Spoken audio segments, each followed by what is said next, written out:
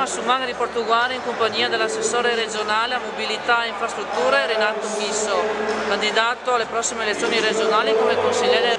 Una delle opere più importanti che sono state fatte qui nel Portuguarese è stata la tangenziale, un'opera che quando verrà ultimata darà appunto uno snellimento nel traffico di Portuguaro. Io però le volevo segnalare a nome di molti cittadini di Concordia Sagittario di Portuguaro la pericolosità dell'incrocio tra la nuova tangenziale Mattei e la strada provinciale 14. Da quando è stata realizzata si sono verificati numerosi incidenti.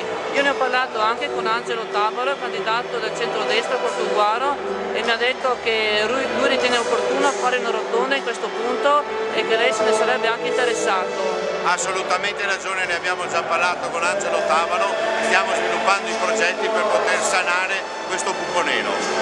Sa dirmi anche i tempi?